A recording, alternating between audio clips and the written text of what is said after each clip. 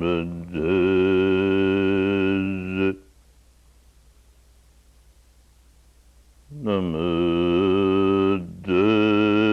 namedez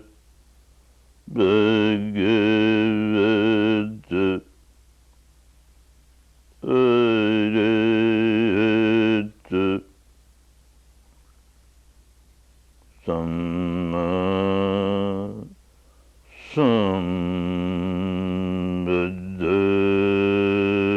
sambedese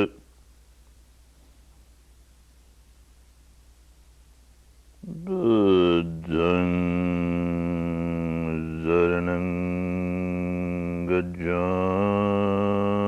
zaranangajami dhammang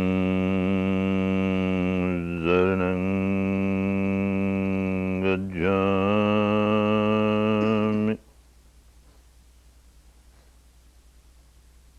sanghang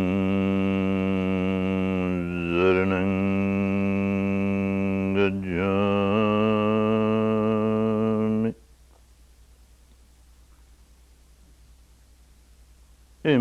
imaya dhammana dhamma parivadya buddhang bhujimi dhammang bhujimi sanghang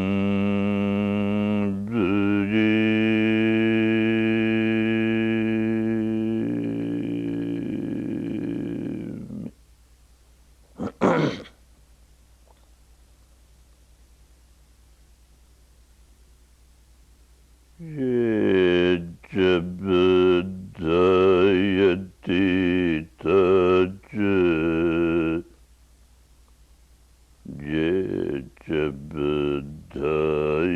Yejabudayanagata Pajapannachaye buddha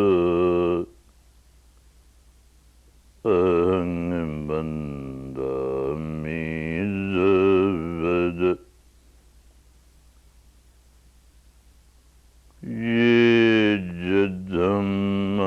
yejadhammayati taja yejadhammayanagata Pajapannachaye dhamma ahang bandami zavada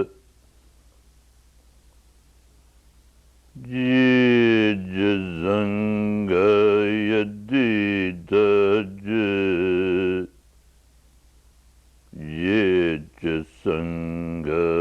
yejasangayanagata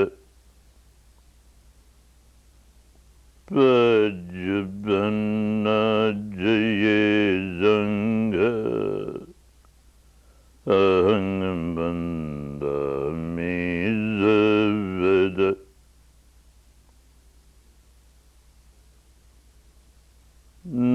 nadime zarananganyang buddhame zaranangbarang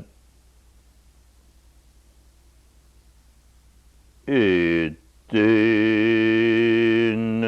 zajavajene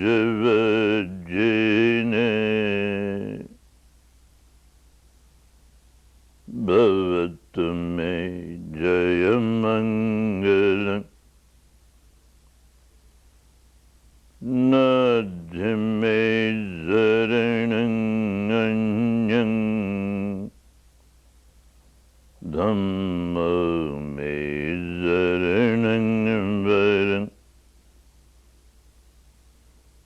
etena zajavajene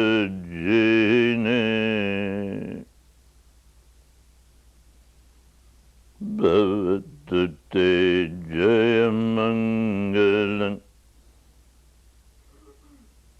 Nadime Zarananganyam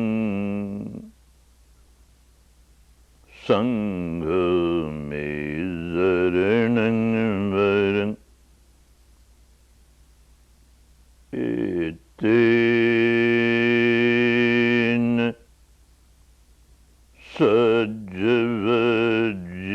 Sajavajine Bhavatu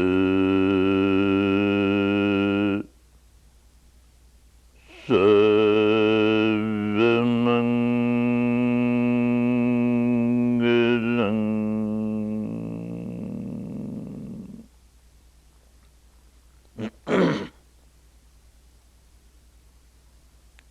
Itipitsu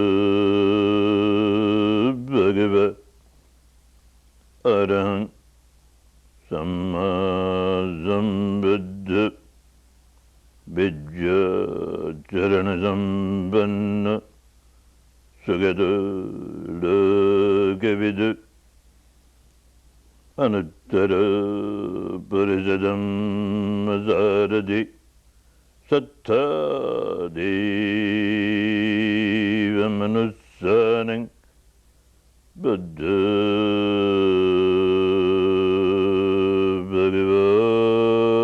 Bhagavati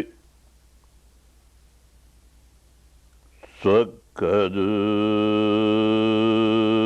Bhagavata Dhamma Sandiddiga Akaliga Ehipassiga Abhaneyiga Pachatang Vedidabha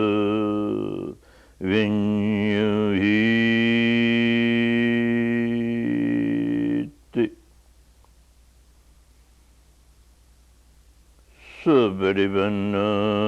Sabarivanam Bhagavata Zavagasanga Ujjabarivanam Bhagavata Zavagasanga Nyayabarivanam Bhagavata Zavagasanga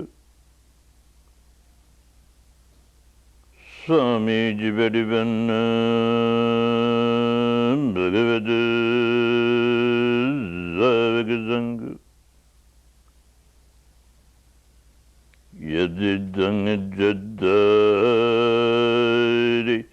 Parijayugani Addaparijabhagara Eza Bhagavata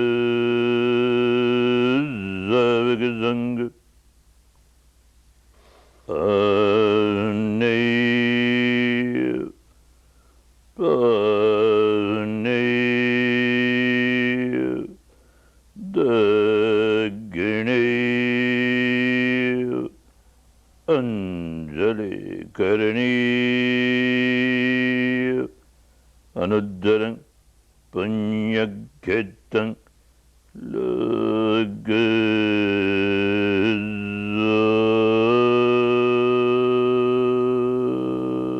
Lagazati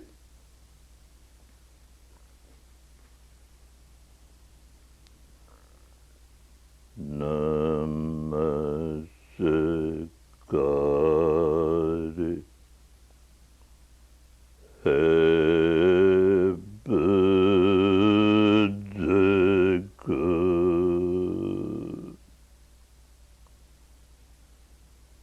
Kasi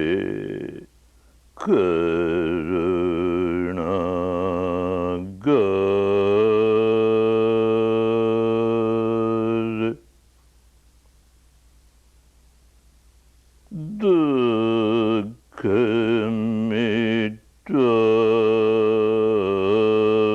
Dukhamitavane Patadiya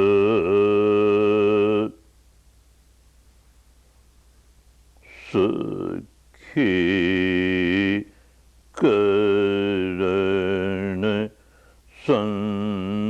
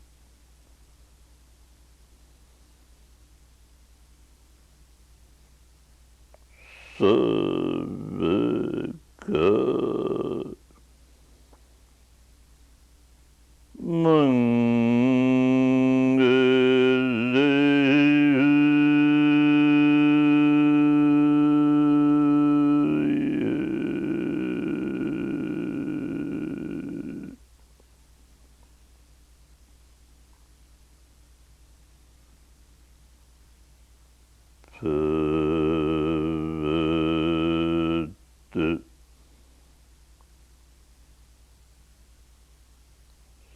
Sarva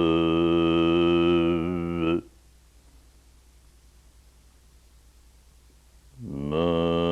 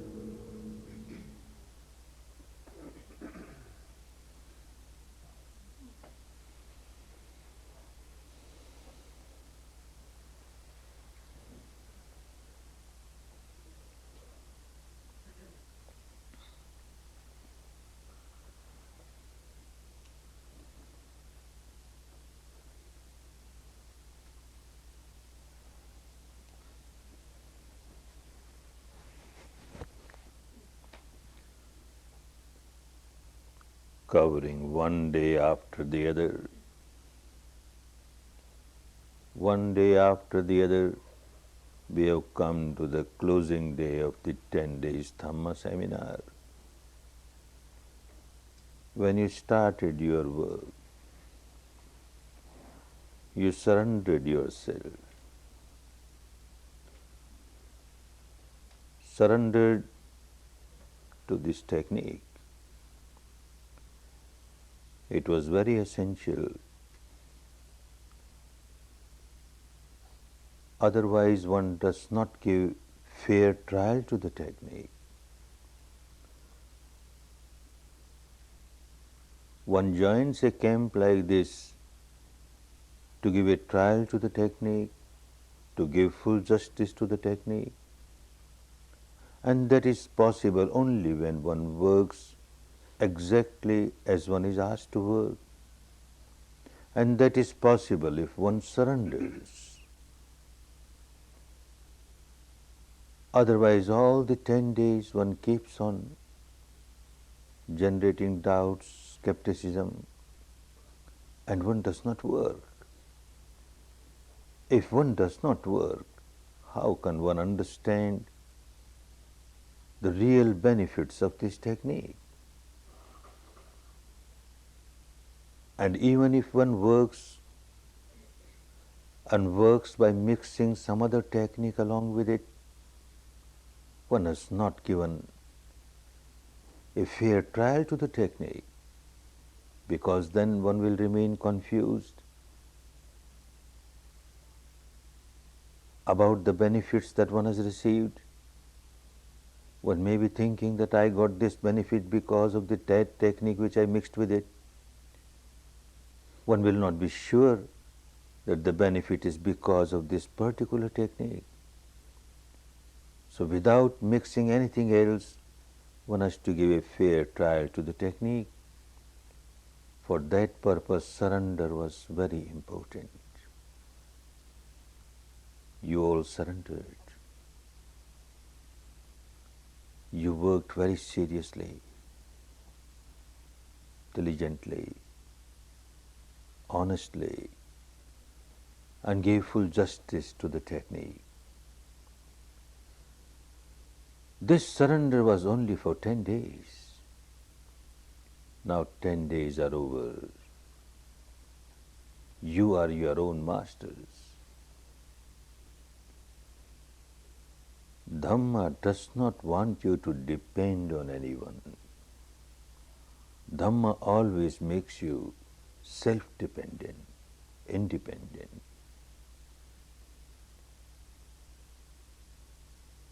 Having given the trial to the technique, going back home, very calmly, you will review as to what you learned here these 10 days. Whatever you have learned here, if you find that it is logical, pragmatic, reasonable, then only accept it. A human being is a rational being. A human being should not accept things which are not acceptable even to normal intelligence. If you find it is pragmatic, then only accept. But this is not the only yardstick to measure the quality of the technique. Another yardstick. There are so many things in the world which look very pragmatic, very rational, but they don't give us any benefit. Another yardstick, if I practice this, if I continue to practice this, is it going to give me any benefit, real benefit, tangible benefit? Then only one should accept, otherwise not. This is not something for intellectual entertainment. It must give real benefit in life by practicing it. Not only these two, one more yardstick to measure the quality of the technique of meditation. The third yardstick. It looks very logical. If I practice, certainly it will give me benefit. It has given benefit for these 10 days. But by practicing it, will any being be harmed? Will it prove harmful to others? If so, not good. By practicing it, will it also be beneficial to other beings? If so, acceptable. If something is acceptable by using all these three yardsticks, then an intelligent person, a wise person, should have no hesitation to accept it. And a real wise person, when he accepts, she accepts, it will not be acceptance merely at the devotional level, emotional level. It should not be an acceptance merely at the intellectual level. Now the acceptance should be at the actual level, at the level of practice. Then only it will give benefits throughout the life. When one finds that it is acceptable at the actual level, then one surrenders. 10 days ago you surrendered because you were asked to surrender. Without surrendering, you would not have been able to give a fair trial to the technique. Going back home, when you decide to surrender, it will not be because somebody asked you to surrender. It will be with your own free will. Now you have understood. This is the path for me. This is the practice for me. It is so universal, so scientific, so logical, and so result oriented. I have to live this life. So I surrender to Dhamma, not with a time limit. Now the surrender will be with a free will, and it will be for the whole life. whole life I have to live in Dhamma. Dhamma has to become a part of my life.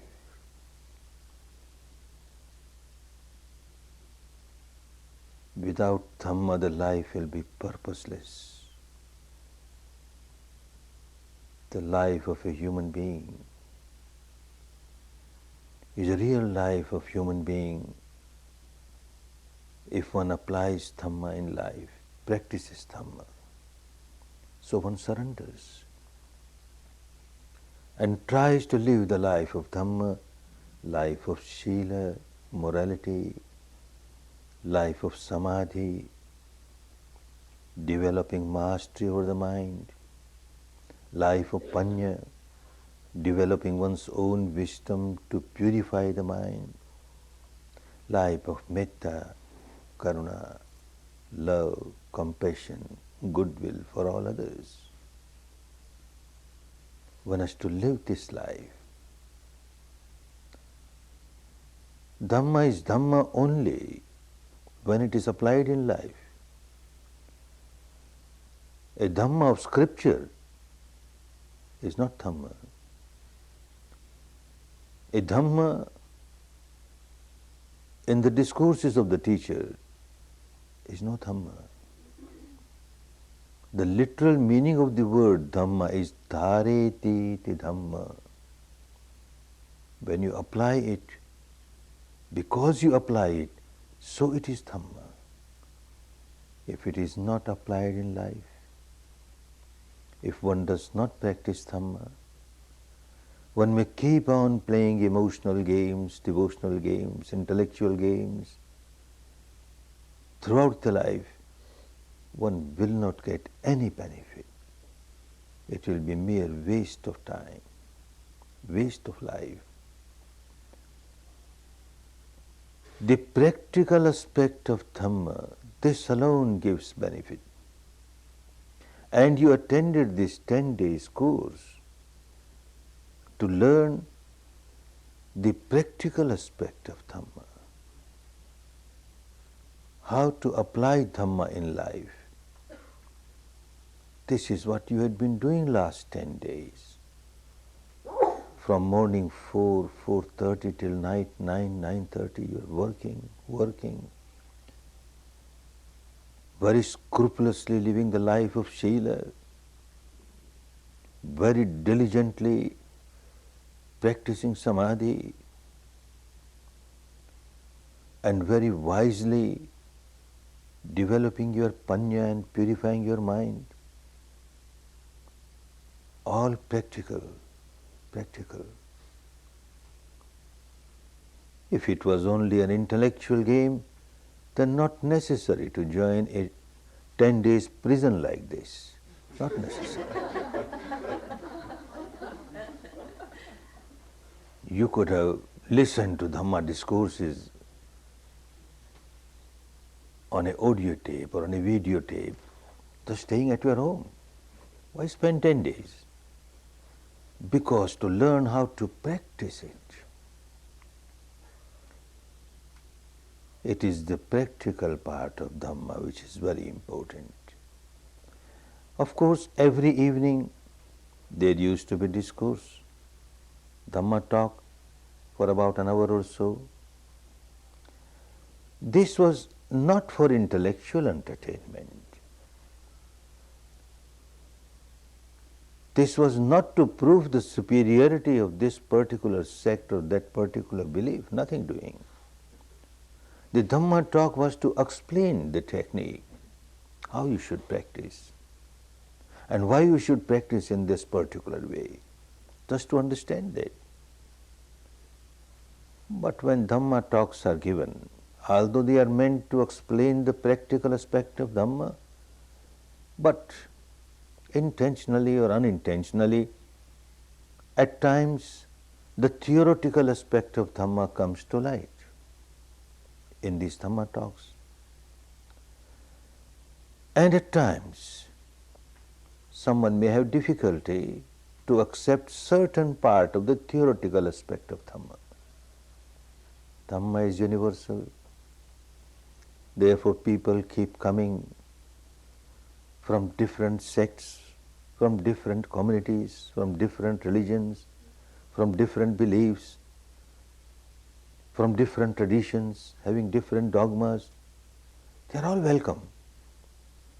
Because Dhamma is Dhamma, universal. Everyone gets the same benefit.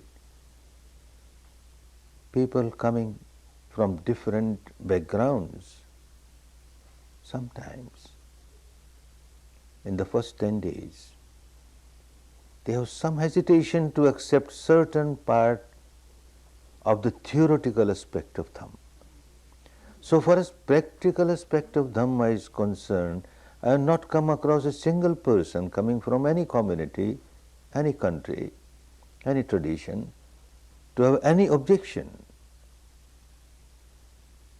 any religion worth the name cannot have anything against Sila. Every religion will ask us to live the life of Sila, to live the life of morality. This is what one is doing here. Any religion worth the name cannot have anything against a practice which makes us master of our own mind. To remain a slave of the mind is so dangerous, so harmful. To develop mastery over the mind, and that too with an object which is universal. The object is respiration, which is not limited to a particular sect or particular religion or particular belief or particular dogma. A truth pertaining to your own self, the breath coming in, the breath going out. Nobody ever objects to that. And the practice of Panya, develop your own wisdom and see how you are generating negativities and you become miserable. You stop generating negativities, you come out of your misery, your mind becomes purer and purer. Nobody ever objects. Because again the object is truth, truth pertaining to your own mind and matter. The contact of the two resulting in this sensation or that sensation, natural, universal, not limited to a particular sect, particular community, particular religion. So the practical aspect of Dhamma is always acceptable by everyone, but in theory at times some difficulties arise. So whatever you heard during these 10 days, if any one of you find that certain aspect of the theory is not acceptable, doesn't matter, leave it aside. Accept whatever is acceptable. Later on, when you realize that what I thought was unacceptable is also acceptable now, then accept it. And even if you don't accept the whole life, doesn't matter. You have not lost anything. Practice is more important. So long as you are practicing Sila, Samadhi, Panya, Sila, Samadhi, Panya, you are practicing Dhamma and you get benefit out of it. It is the practical aspect of Dhamma which is of utmost importance, utmost importance. There is a story, a professor, young professor, not matured in life, but very highly educated, number of alphabets after his name, a long tail of alphabets, was traveling by a ship, and in the ship there was also a sailor, a worker there, a very old man, illiterate. Sometimes he will come to the cabin of the professor, listen to his words of wisdom, what an intelligent person, what a learned person, wonderful person. And one day, after some talk when the old man was leaving, the professor asked him, "Old man, have you studied? Have you studied geology?" "What is geology, sir?" "I don't know. I've never been to any school, I've never been to any college, Please tell me, what is geology? Geology is the science of the earth. Have you studied? No, sir. As I said, I have not studied anything. Oh, old man, so unfortunate. You have not studied geology. You have wasted 1/4 of your life. The old man, very sad, with a long face, goes out. Such a learned person says, I have wasted 1/4 of my life. Certainly, I must have wasted 1/4 of my life. Next day when he came, again after long talk, when he was leaving, again the professor asked him, old man, have you studied oceanology? What is that, sir? The science of the ocean, the sea? Oh no, sir, I have not studied anything. What an unfortunate person. You have wasted half of your life. Old man, very sorry, I have wasted half of my life. And third day again he was questioned, old man, have you studied meteorology? What is this, sir? I never heard this name. Science of the wind, the rain, the weather. No, sir. As I said, I have never been to any school or college. I have not studied anything. Old man, you are so unfortunate. You have not studied geology, the science of the earth on which you are living. You have not studied oceanology, the science of the sea on which you travel every day. You have not studied meteorology, the science of the wind, the rain, the weather which you encounter every day. Very unfortunate. You have wasted 3/4 of your life.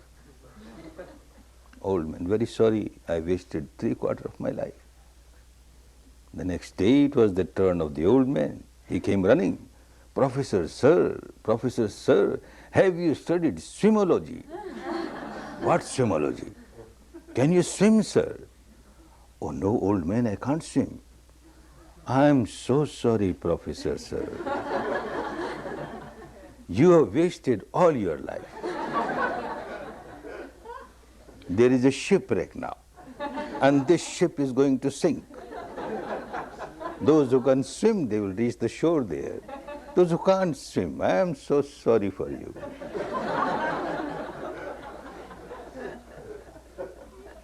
We may learn all the logies of the world, and we don't learn swimology, then what's the use of all these logies? And swimology also, if you keep on reading books on swimology and keep on discussing about swimology without touching the water, then what is the use of this swimology also? One has to learn actually how to swim, because one has to swim the ocean of misery and this the other shore, free from misery. And this is Dhamma. This is the practical aspect of Dhamma. This alone gives benefit. Mere intellectualization does not help. Mere devotionalization does not help. The actual experience, and these 10 days, this is what you were doing. As I said, the practical aspect is of utmost importance, but in theory, if you find some difficulty, take it out, nothing wrong. Again, there is a story in our country. A mother, out of all the love and compassion and goodwill, prepared a very delicious dish for the child. Very delicious. We call it a dish of kheer, milk pudding, made from very good quality milk, very good quality rice, and sweet and dry fruits, etc. A very delicious dish was offered to the child. And he says, no, I won't take it. Hey, what's wrong? I won't take it. It is not in my plate. My plate is more important. Mother had to give the dish. All right, your plate. Take it in your plate. Be happy. Again he says, no, I won't take. Now it's your plate, why not? Oh, there is a small black little stone in it. I can't take it. It is not black stone. It has its own taste. It is cardamom. You try, it is so good. No, I can't take it. There's black stone in it. There's black stone in it. Poor mother, what she will say? She says, all right, if you think this is black stone, take it out. Enjoy the rest. Later on, when you realize that this is also tasty, then enjoy it later on. But now take it out, enjoy the rest. The mad child will throw away the whole plate. There was a black stone in it, there was a black stone in it. So don't throw away the entire theoretical aspect of Dhamma. Whatever you find black stone, take it out.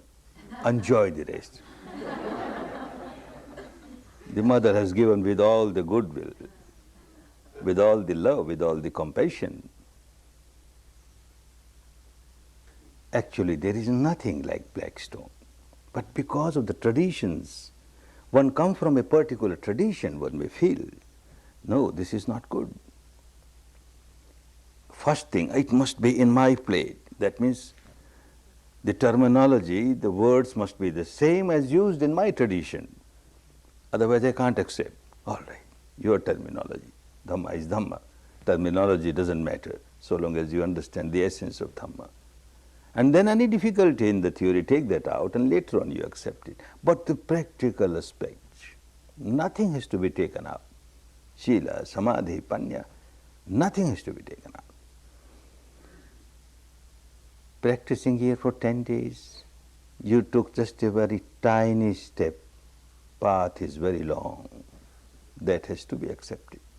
It's a very long path. A lifetime job. Maybe a few more lives. It is a long path. But however long the path may be, the longest path starts with the first step. One who has not taken even the first step on the right path, there is no hope for this person to reach the final goal.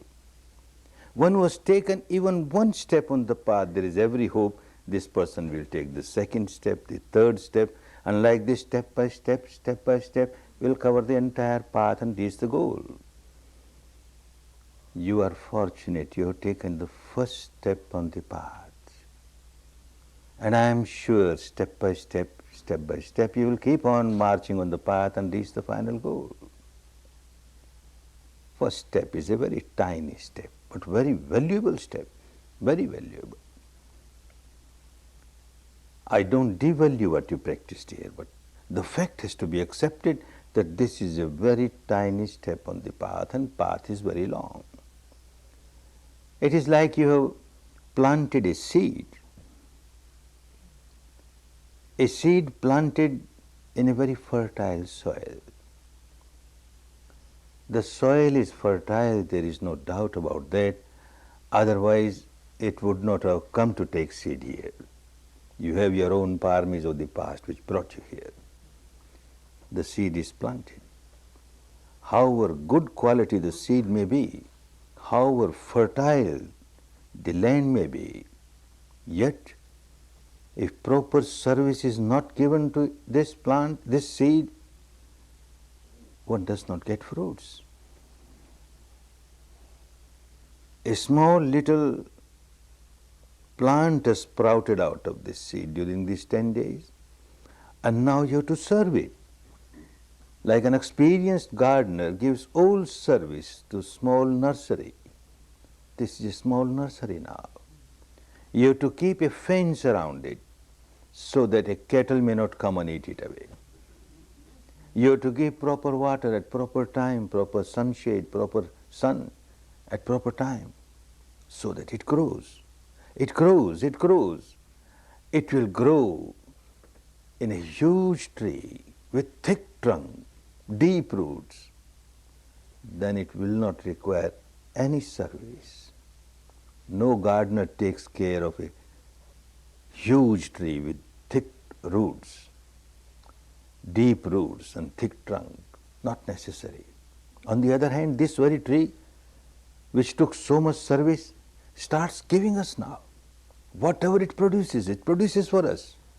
All the flowers, the fruits, the shade, everything is for us,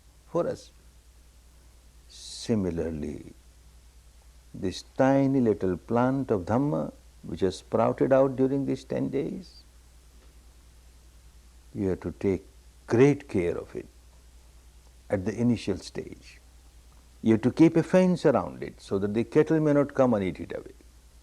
You have to give proper water at time. proper time, all the service necessary. And when it grows into a huge tree, then no service necessary. It will start serving you in every aspect, every way. What fence? Which cattle will come and eat it away? Going back home, you will meet your relatives, your friends, members of your community, of your society, and certainly out of inquisitiveness they'll ask you where you went, what you did. And Dhamma is your open book, no secrecy. You will tell, I did this, I practiced this, I practiced this. And someone, a very confused person, will say, oh, but this is not our religion. This is not our religion. It is so dangerous to practice somebody else's religion. Better die in your own religion, then practice somebody else's religion. And you will get frightened. And you stop meditation. Oh, the cattle has eaten away the plant, gone. You keep a fence. What fence? You tell this person, well, look, whatever I am practicing is within this fence, not beyond the fence. And within the fence is Sila, morality. If I live the life of morality, what objection you have got? How I am harming you, or how I am harming the tradition? No harm. Within the fence is Samadhi. I am trying to be master of my own mind. I am trying to concentrate my mind with the help of respiration. What objection? There can't be any objection. Within the fence is Panya, wisdom, to eradicate impurities of the mind, to come out of the complexes at the deepest level of the mind. What objection? And within this fence is developing the good qualities of love, compassion, goodwill, service to others, selfless service. What objection? Nobody can object. Your plant is saved. No cattle is eaten up, and it will keep on growing. But you have to water it every day, morning and evening, 1 hour in the morning, 1 hour in the evening, minimum. You have to water it. A new student sometimes feels very hesitant. 2 hours of my day? I am such a busy person. How can I spare 2 hours every day? Oh no, this is too much. Initially, it looks too much. It is not too much. For the first 1 year, you have to take a very strong adhitthana, strong decision. Let me lose anything at the mundane level, I don't care. But I will practice every day, morning and evening, 1 hour. And you won't lose anything. This is only to have a strong decision, adhitthana. Initial difficulties will be there. Like coming to a course, on the 4th day you are given adhitthana. For 1 hour you don't change your position, your posture. So much difficult. And practicing within 10 days, you start sitting easily. So also, initially you will have difficulty, how to spare 1 hour in the morning, 1 hour in the evening. But having this strong determination, within 1 year you find it becomes so easy. And after that it becomes so easy in life. It won't take even 1 year to realize that it is so easy. You will start understanding that I am not wasting 2 hours of my life, 2 hours of my day, every day. Your capacity to work will increase. Your time given to sleep will decrease. Those who are accustomed to sleep, say 8 hours every night, will now 7 hours, enough. Those who sleep 7 hours, they will find 6 hours, enough. Those who sleep 6 hours will find 5 hours, enough, not necessary. So 1 hour you can easily take out of your sleep. And even when you get awakened, are you really awakened? Lying here lazy, lying there lazy, so much time is wasted in that. With a vipassana, for a vipassana meditator, every moment is so valuable. Can't afford to waste time. You will be active. As soon as you wake up, you are active with your responsibilities, with your daily responsibilities. And the capacity will certainly increase.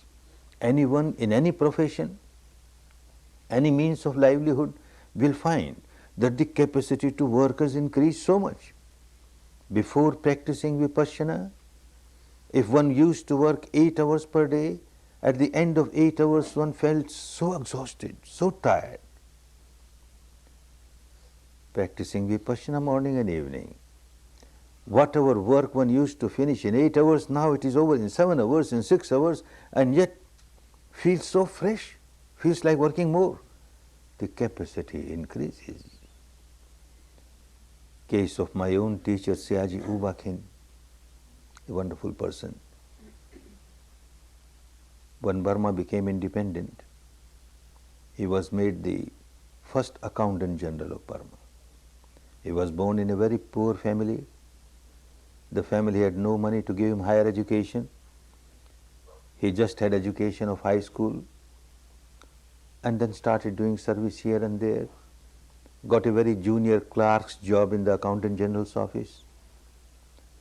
And by his hard work, perseverance, he reached a certain stage, a junior officer, when Burma became independent. And naturally, independent Burmese government wanted their own nationals to be heads of different departments, and most of the departments were headed by Britishers or Indians, etc. In the Accountant General's office, they found this person, Uba Khin, although a very junior officer. He was the only Burmese officer, so they made him the Accountant General, the first Accountant General of Burma. Before he reached that stage, he had started practicing Vipassana. When he was a junior clerk, he heard that on the other bank of the river there is a teacher, a farmer, who is teaching Vipassana. Anybody who has got seed of Vipassana from the past, a seed of Dhamma from the past, cannot resist. As soon as one hears Vipassana, oh, it is for me, I better go and try, I better go and try. And this has started happening in him. I must go and try. This is wonderful. But the high officials won't give him 10 days leave. They say this is the time of budget. Every staff is needed so much, so badly, we can't give you leave. And he says, but I have to go. You even cut my salary for 10 days. No, nothing doing, you can't go. If you go, you will be dismissed from the service. He can't resist. He went. He went away. After 10 days, in 10 days, because of his past paramis, he reached such giddy heights in Vipassana, practiced so much. But when he came back, there was a doubt that perhaps he will be dismissed. Came to the office, and yes, on his table there was the envelope, official envelope. He opened it. And this message says that you are promoted. Now you have become the superintendent of the office, chief superintendent. Your salary goes 50% high. This does not mean that everyone who have come here will get a letter of promotion going there. Who knows, there are cases, people keep on writing me that after coming back from the course I got this, I got that, but this is not a guarantee. It happens in different cases. It happened in the case of Uba Khin, and then he kept on getting promotion after promotion. He became Accountant General of Burma. And the Accountant General's office, like many other offices, a lot of corruption, a lot of bribery. People who are to take their legitimate money from the government and the application is filed there, certain percentage was deducted and was distributed right from the Attorney General to the Accountant General to the peon. They are so good at accounts, so they know what proportion who should get. Now Uba Khin is Accountant General, such a Dhamma person, not possible. And he was a very strict disciplinarian. He issued an order that any application comes to the office, the concerned person must give a decision within 48 hours. If there is a complication, one cannot take a decision, bring it to me. I will take decision. One is not taking decision, not bringing the case to me, has bad intentions. He will be dismissed. But that alone did not work. It was Dhamma. In his office itself, he started teaching Vipassana. He went to the Prime Minister and told him, "Sir, you made me Accountant General, good. But look, there is so much corruption everywhere. And unless people practice Vipassana, they can't live a real moral life, a good life. Permit me to have one room where a few workers of this office every month take a course of 10 days. The Prime Minister was also a very good dharmic person. He wanted the administration to become very pure, good. He says, all right, go ahead. And every month there is a 10-day Vipassana course in the office of Accountant General. And that started giving result. In a few years' time, it was a talk of the town that in Accountant General's office there is no more bribery, no more corruption. And the Prime Minister calls Ubakhin. How is it? But is it good or bad? It's very good, Ubakhin. But I want this to happen in other ministries, other departments. Look, that department, this department. Sir, I am a civil servant, you transfer me there. I will start working the same thing there also. Oh, no, no. If I transfer you somewhere, then again this department will sink. So you be here. And at the same time, you look after this, you look after that. There was a time when he was head of 4 departments. So huge responsibility. And yet, kept on working so smilingly, giving wonderful results everywhere. It was said about him that in whichever department he will go for 1 hour or 2 hours or 5 hours, and any number of files that will come, any number of cases that will come on his table, when he leaves that office, not a single case is there on the table. He gives decision on every case, however complicated it may be. The mind becomes so clean.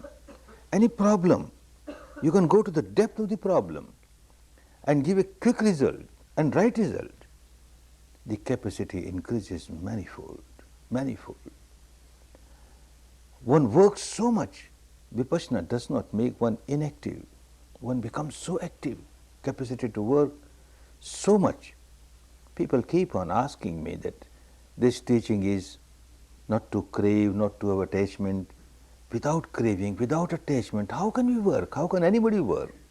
People work because they crave. People work because they have got attachment. Oh, because you have not learned how to work in a detached way. When you are attached, you are so tense inside, you are so self-centered. I am working for me, for me, for me. And once you become detached, all tension goes away. Now you work. Although you work for your own livelihood, for those who depend on you to serve them, but then a bigger outlook is there. What am I working? I am working for others also. Look, so many people are getting benefited. So many people are getting... Your mind is not narrow now, it is so broad. Capacity to work increases. All the tensions go away. Mind is so clear, so tranquil. You make good decisions, right decisions, quick decisions. If this happened only in one person, Ubakhin, perhaps people will say that it was some miracle. It happens to so many. Students keep on writing me, my own experience is there, and students keep on writing me that when I have started practicing Vipassana every day, morning and evening, the results of my profession are coming so good. I live such a peaceful life, such a harmonious life, and I am so successful in my mundane life also. Dhamma is for both mundane as well as supramundane. Therefore, giving 1 hour in the morning and 1 hour in the evening, you are not wasting your time.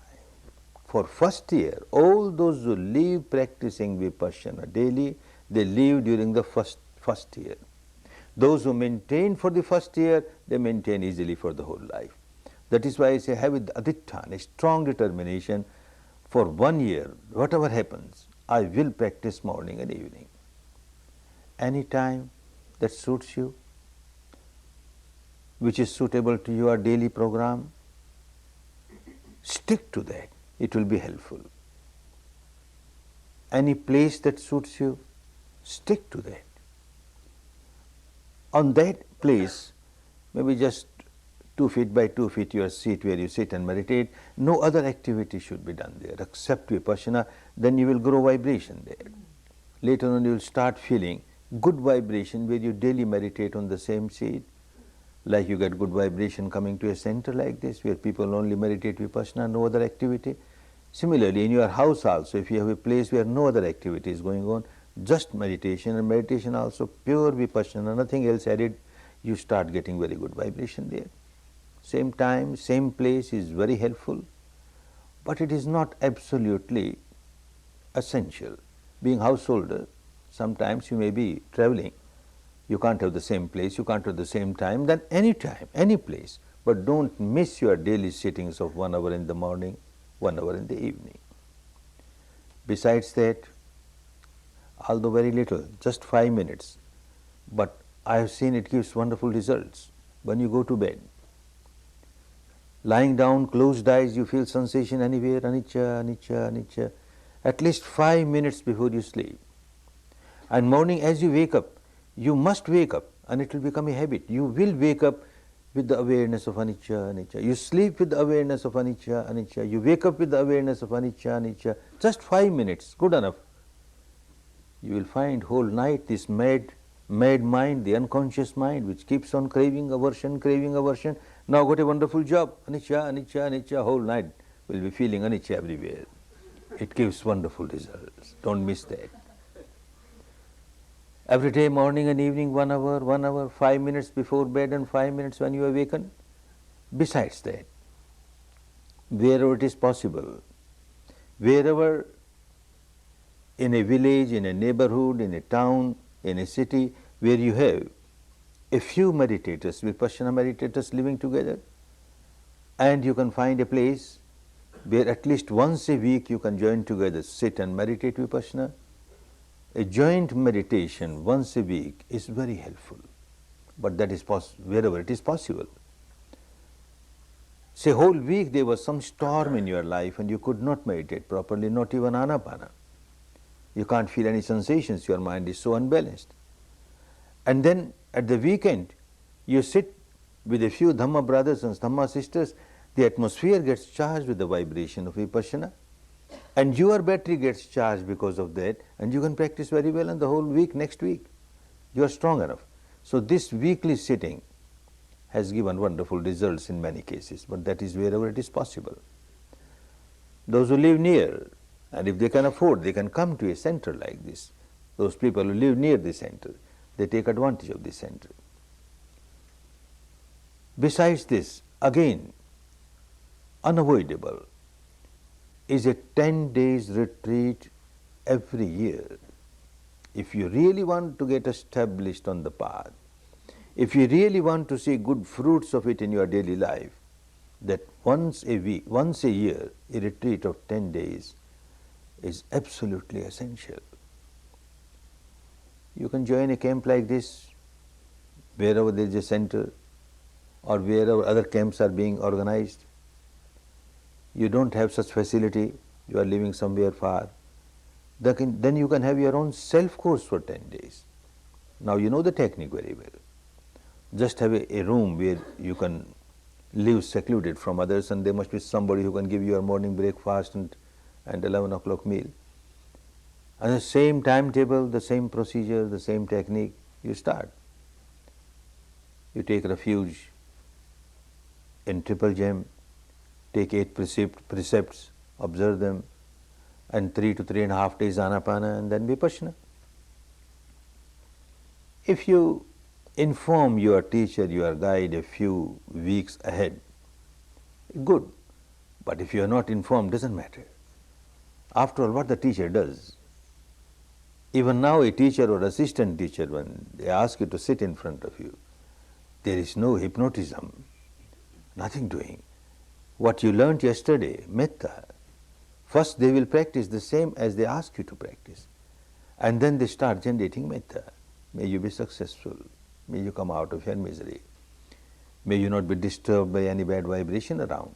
This metta, this love, this compassion, and the vibration of metta can reach anywhere, how far you are. So the teacher will just give metta to you, that's all. But even if you have not informed, you will be getting metta, because the law of nature is such. Law of nature is such. very moment when you are generating a vibration of craving, aversion, ignorance, then all such vibrations in the world, you get tuned up with that. You start getting support from those vibrations, and your craving becomes stronger, your aversion becomes stronger, your ignorance becomes stronger, because you are tuned up with that kind of vibration. But when you practice vipassana, you get moments when you generate vibrations which are anti-craving, anti-aversion, anti-ignorance. Then you get tuned up with such vibrations throughout the universe. The saints of the past or present, those who practice vipassana, you get in contact with their vibration, and that vibration starts supporting you. The Dhamma starts helping, provided you work in Dhamma. If you don't practice properly, then you can't expect the results. These things which are least, minimum, and are most essential, morning and evening 1 hour, 5 minutes in the night, morning, early morning 5 minutes, wherever possible 1 hour weekly, but 10 days every year must. But more than that, if one gets more time, there is no restriction, more time. When you are busy with your daily responsibilities, in your profession, in your livelihood, whole attention must be on your work. This is your anapana, this is your vipassana, all attention on your work, so that you get good result in your work, in your mundane field. But whenever you are free, even during your daily work, you find that 5-10 minutes you got no work, all right, you are relaxing, open eyes, your mind inside, anicca, anicca, anicca, you become very fresh and again start working. Or somewhere you have to wait maybe half an hour or 1 hour, you got no work, and if you are not a good vipassana meditator, you start boiling, why I have to wait here, and you generate negativity. Now instead of that, you will say, be happy, if I have to wait, I have to wait. All right, I got this opportunity now, anicca, anicca, anicca. You remain so calm, so tranquil, so balanced. Make use of time. Whenever you find you are free, practice vipassana. Whenever you find you are busy, then be with your work to get good results. Like this, although you have taken a 10-day course in the year and you find you got another holidays, 5 days are there, take a short course, 5 days course. People come to such centers for 2-day courses, weekends. They come Friday evening and go Monday morning. They worked here. They get benefit out of it. So make use of your time. Human life is such a valuable life. Why valuable? Because to purify the mind, to liberate the mind from all the impurities, this can be done only by a human being. Nature has given this wonderful faculty only to human being. What you have started doing, observing the reality inside, making an analytical study of mind and matter, understanding how the misery arises, the defilement arises, how it tries to overpower you, how you can come out of it. This kind of work an animal cannot do, a bird cannot do, a reptile cannot do, an insect cannot do. A human being has been given this facility, this faculty by the nature, or if you want to call the God Almighty, and if you don't use this wonderful faculty given to you, then there is no difference between a human life or a non-human life, makes no difference. You have to make use of the human life by using this wonderful faculty of self-observation, truth observation, and coming out of all the miseries. So whenever you are busy in your mundane life as a family person, then you give all your attention to that, but whenever you have time, give attention to this process of purification, process of liberation. Daily sittings. When you take a short course of 5 days or 2 days, then 1/3 of the period must be given to anapana and 2/3 to vipassana. But in your daily sittings, just 1 hour is there, morning 1 hour, evening 1 hour, not necessary to give 1/3 to anapana and 2/3 to vipassana. Vipassana will remain the main technique. But anapana should be used as and when necessary, as much as necessary. Any day when you sit for meditation and you find your mind is very agitated, then do anapana, practice anapana, 5 minutes, 10 minutes, 15 minutes. If it's very agitated, maybe whole hour, doesn't matter, next sitting will be all right. Make use of anapana whenever it is necessary. You started your vipassana very well, in the midst of the hour, some storm arose, and again you need anapana, start anapana. So anapana should be used as and when necessary, but otherwise vipassana. When you practice vipassana, I keep on reminding, don't start playing games of sensation. Otherwise, you are going in totally opposite direction. If you get pleasant sensation, a free flow, and you feel very elated because of that, you start generating craving and clinging towards it. If you get again gross sensation, unpleasant sensation, you generate aversion towards it, then it is not vipassana, it is totally against vipassana. Understand whatever arises, keep on understanding its characteristic is anicca, anicca, anicca. I have to come out of the old habit of craving, I have to come out of the old habit of aversion, not merely at the surface level of the mind, not merely at the intellectual level. I have to come out of it at the deepest level of the mind, which is called the unconscious mind, which keeps on feeling the sensations and keeps on reacting with craving and aversion.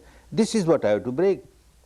And if I multiply the same habit, I am not getting benefit of vipassana, it is not vipassana. If you keep on understanding that, you will practice properly and you will get good results.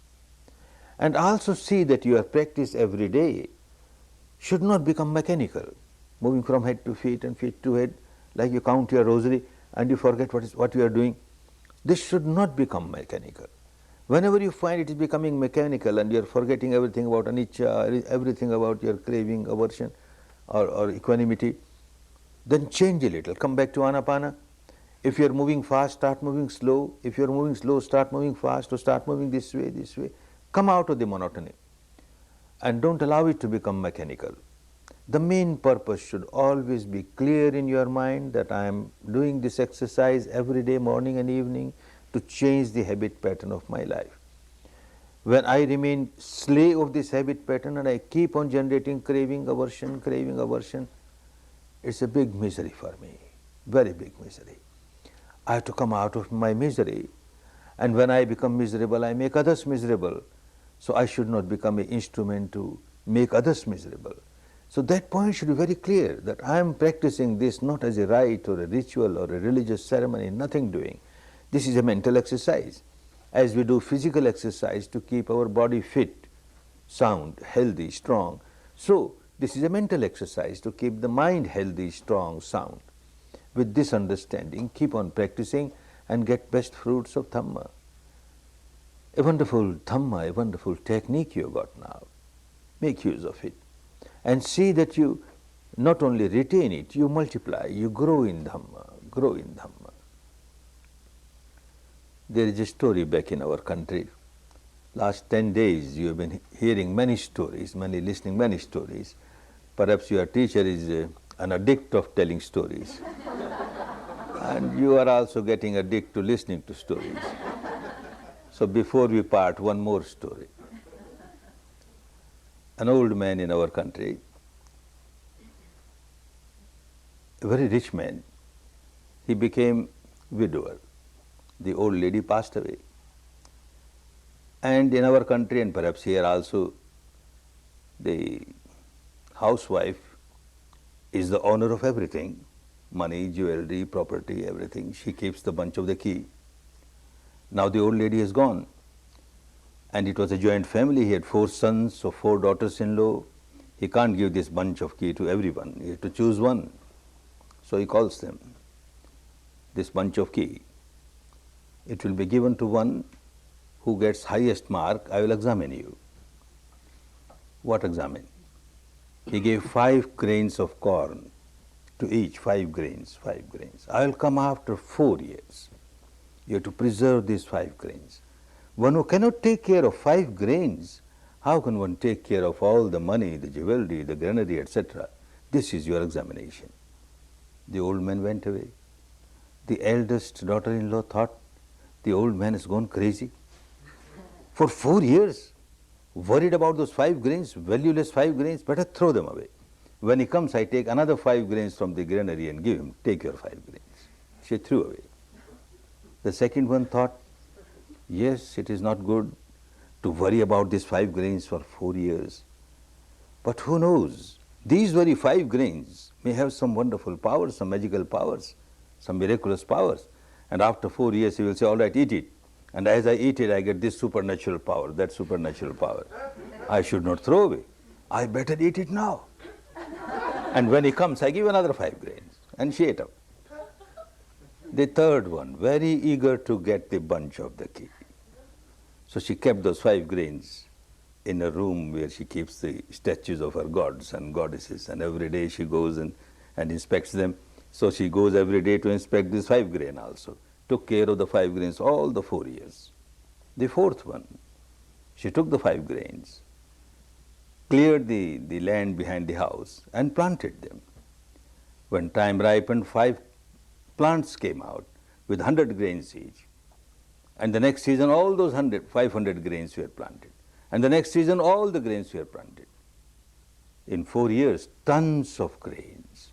When the old man came, everyone had their own story. When he came to the fourth one, he said, "They've increased, sir. Godowns are full. Bring some laborers to take them." Old man was very happy. This daughter has not only preserved 5 grains, she has multiplied. This old man has also given 5 grains of Dhamma. Not only preserve them, multiply. And I don't carry away with me the bunch of key, it is with you. As you keep on multiplying Dhamma, you are able to open the gateway of the kingdom of heaven within and enjoy. You can open the gateway of the Brahmanic plane within and enjoy. The gateway of the Nibbanic peace within and enjoy. Keep growing in Dhamma. Keep growing in Dhamma. Not to oblige anybody else, for your own good, for your own benefit. And also for the good and benefit of so many others. One little thing more, which I don't forget before closing the seminar. This is of my self-interest, and being born in a business family, the tinge of selfishness does not go. It is still there. What self-interest is there? There is a tradition, a belief in our country, and I have been hitting hard at many of the traditions, but I don't hit this particular tradition. I like it very much. The tradition is that if you learn any art, any technique from any teacher, and you don't give proper remuneration, we call it dakshina, guru dakshina, you don't give proper fees, proper remuneration, that technique will not work for you. I like this very much. This is wonderful. Everyone who comes to a course just to develop one's own parami, everyone gives some donation or the other, but that is for the coming students. That is for the facility of the coming students. What the teacher gets, and teacher must get something. A fat feast for the fat teacher. What fat feast for a fat teacher? Every day, morning and evening, when you meditate vipassana, and at the end of your sitting, when you say, "I share my merits with all," you may remember me. If you don't remember, it doesn't matter. When you say, "Well, all beings share my merits, may all beings be happy," this is one amongst all beings. And your metta will be coming to me. This is your feast. Every day, morning and evening, you don't give this feast, the technique will not work for you. Keep giving your feast, keep giving your feast. Dhamma is so wonderful, such an invaluable jewel. It is because of some very good fortune, because of some very good karma of the past that one gets pure Dhamma. Otherwise, in the name of Dhamma, all these sectarian things, rites, rituals, people remain involved in that whole life and they feel, "I am a very religious person, I am a very religious person," when one does not have a trace of Dhamma. You are fortunate. You have Dhamma now. Make use of it. Keep growing in Dhamma. Keep growing in Dhamma for your good, for your benefit, and also for the good of and benefit of so many others, Before we close this Dhamma seminar, we better practice for a few minutes metta bhavana. Practice metta bhavana for a few minutes.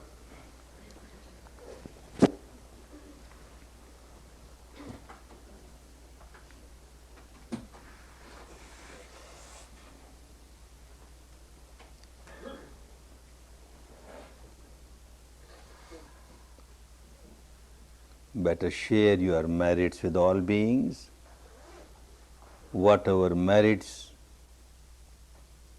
you have acquired during these 10 days, and you have acquired enormous merits during these 10 days. Better share these merits with all beings, all beings. Share your peace and harmony with all beings, all beings.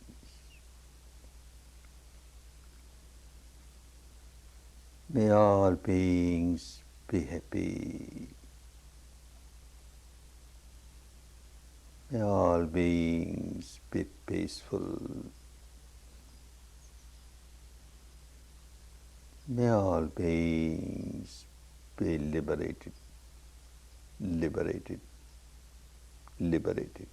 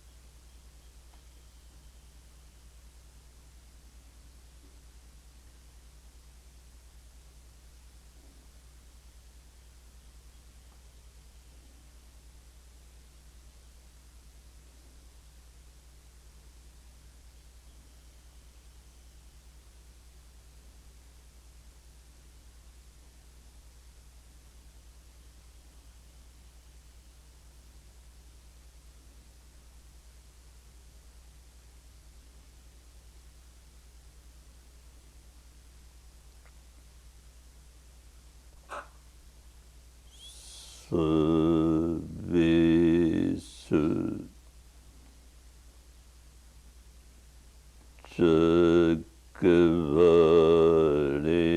Chakavalesu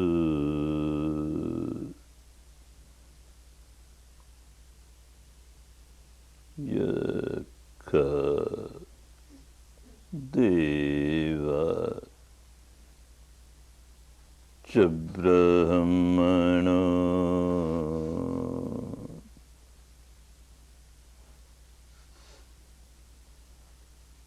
Yangam Mehikatang Punyam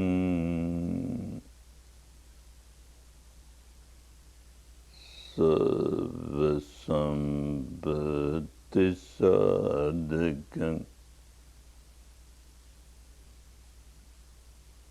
Sabetang Yanamodetva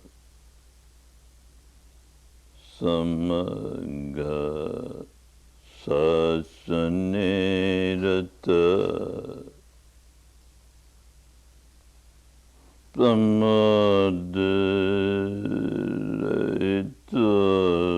Pramaditvandu Arakazu Vizezada Punyam Bhagamidang Janyang Samanganda Dhammakaridan Anamadanda Tanzambe Medine Chadu Sakege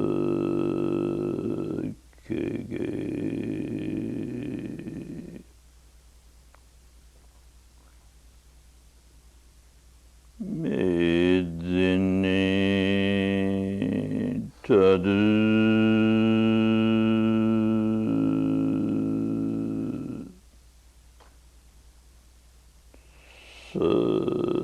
Sakege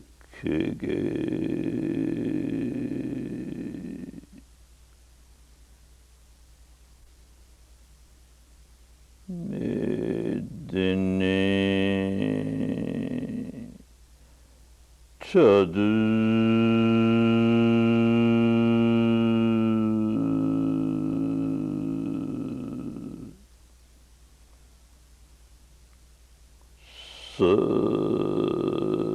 Sakhike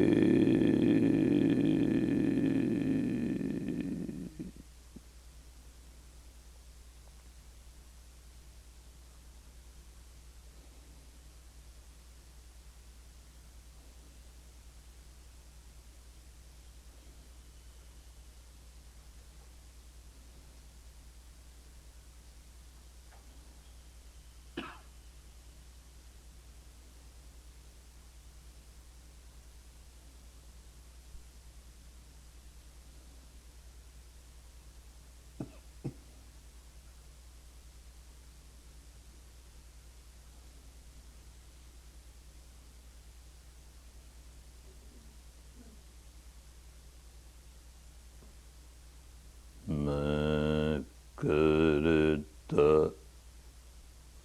Sabko Kshama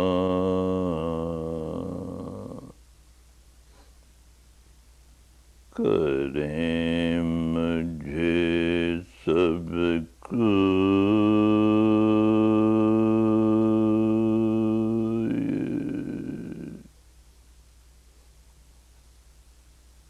Mere to save mitre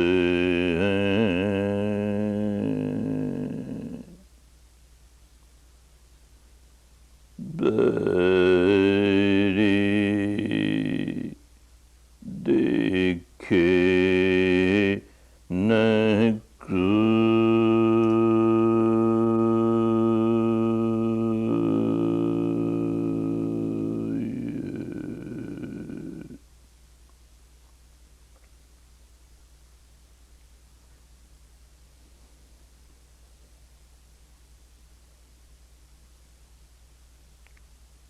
I pardon.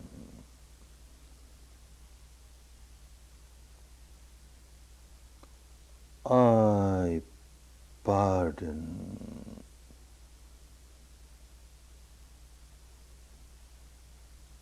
I pardon all those who might have hurt or harmed me, knowingly or unknowingly, intentionally or unintentionally.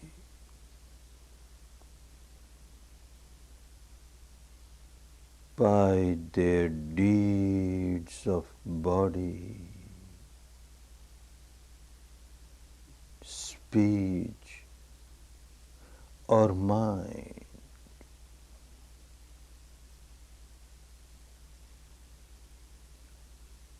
I seek pardon.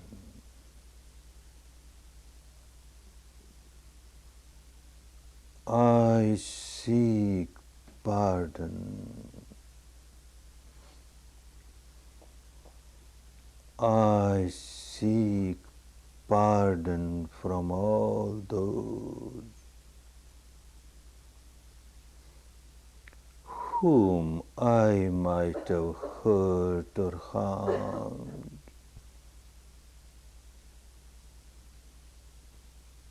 knowingly or unknowingly.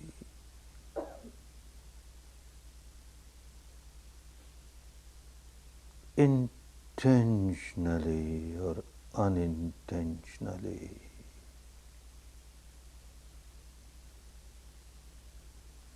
By my deeds of body, speech, or mind.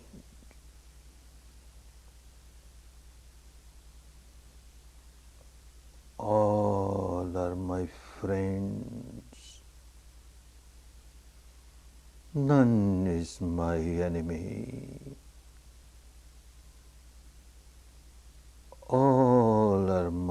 friends. None is my enemy.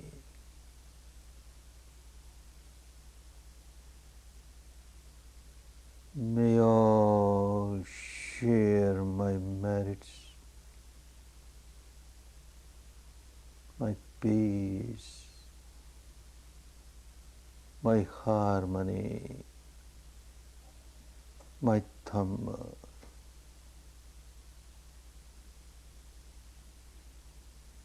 May all be happy, be peaceful, be liberated, liberated, liberated.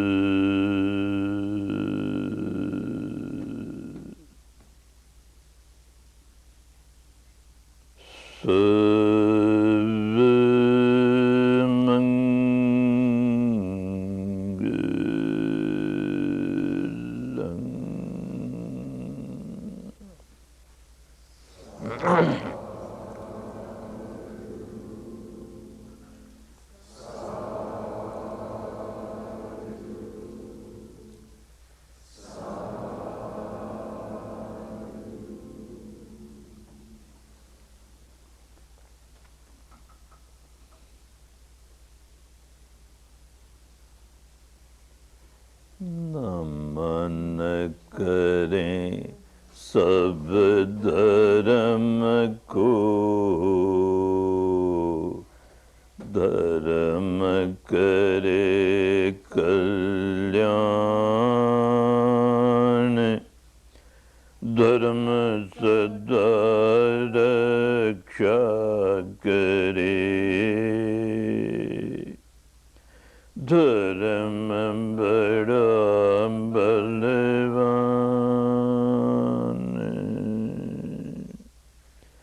नमन करें सब धर्म को, धर्म करे कल्याण, धर्म सदा मंगल करे, धर्म